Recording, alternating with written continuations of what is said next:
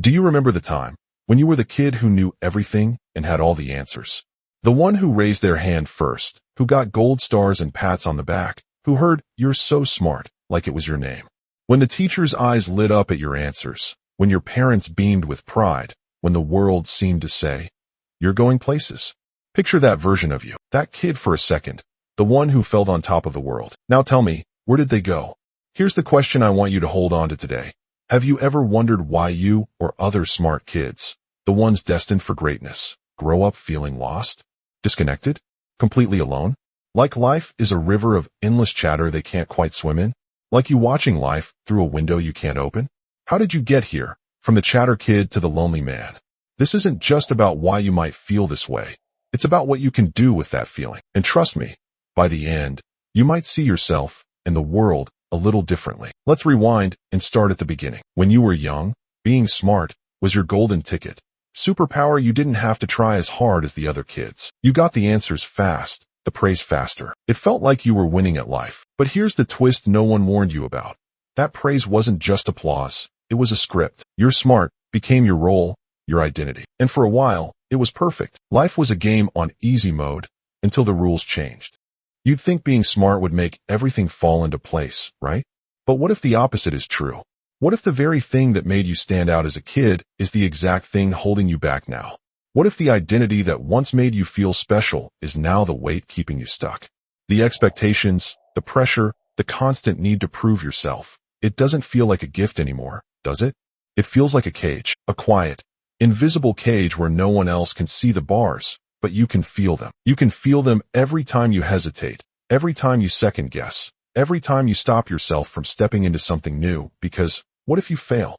Stay tuned, because we're diving into why this happens, and it's not what you might expect. See, when people praised you for being smart, they weren't praising your effort. They were praising your speed, the effortless win, the quick answers, the perfect scores without breaking a sweat. And over time, you bought into a quiet lie. You internalized a belief. If I'm smart, things should be easy. Sounds innocent enough, right?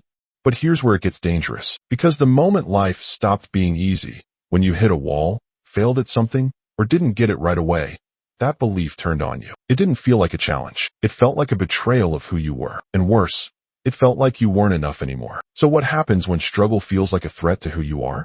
You avoid it. You don't raise your hand unless you're sure. You don't speak up unless you're certain. You don't try new things unless you know you'll shine. You stick to what you're good at, because anything else might crack the image of the smart kid. And slowly, your world starts to shrink. While everyone else is out there, experimenting, failing, growing, you're locked in a comfort zone that's getting smaller every day. You know that feeling, don't you? When you say no to something because you might not be the best at it. Yeah, we've all been there. But here's the paradox. By protecting that identity, you're not just avoiding failure. You're avoiding life, connection, growth, all the messy, beautiful stuff that happens when you let yourself be bad at something. And so the cycle continues. You shrink, you retreat, and the longer you stay away, the harder it becomes to step back in. You can't afford to fail. You can't afford to look stupid. You can't afford to threaten what you built your whole identity on. So you stall. And that's when the isolation starts to set in. Because when you stop growing, you also stop connecting. Think about it.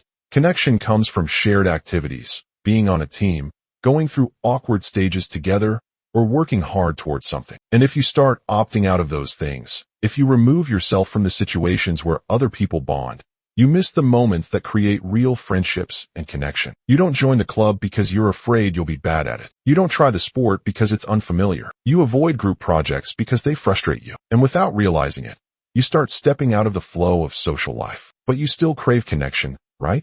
So what do? You lean on what you know, your intelligence. You try to understand people instead of relating to them. You analyze, you observe, you run simulations in your head. And this leads to something called cognitive empathy, where you can understand what others feel logically, but you don't emotionally engage with them. And it works, up to a point. You can navigate conversations. You can keep up socially. You might even seem charismatic on the surface, but underneath, you're exhausted. Because instead of just being with people, you're calculating. You're constantly thinking about what to say, how to respond, what they might be thinking. So now socializing also becomes something you have to be good at. And to avoid failing at it, you start avoiding it. This is where the loneliness deepens. But you're smart, right? You should be able to figure this out. So you start applying logic to emotional problems. You try to fix your self-esteem with rationality. You write out arguments to convince yourself you're fine. You analyze your own behavior to death. And none of it helps. Because intelligence wasn't designed to fix emotional pain. It's not a tool for self-worth. It's a tool for solving external problems. And when you try to use it to feel okay inside, it just keeps looping. Because there's no intellectual answer to the question, am I enough? That question can only be answered emotionally. And for smart kids, emotional growth is often the one thing that got left behind. When the emotional pain becomes too sharp, when the loneliness starts to feel unbearable, that's when the ego steps in and forms one final defense. You tell yourself, I'm just different from other people. I don't relate because they're not as smart. I'm too deep for surface-level friendships. And now, instead of admitting that you're lonely, you convince yourself that you're above everyone else. Not because you actually believe it, but because it hurts less than admitting you feel left out. This is what we call defensive arrogance. And it's one of the most isolating patterns you can fall into. It creates a wall between you and everyone else. And even when you want connection, the wall doesn't let you reach for it. Because connection requires humility. It requires presence. It requires being seen and vulnerable. So how do we fix this? Here's the hard truth. The first step, and non-negotiable, is that you have to stop identifying as the smart kid. You have to let that identity go. Not because being intelligent is bad, but because basing your self-worth on it is toxic.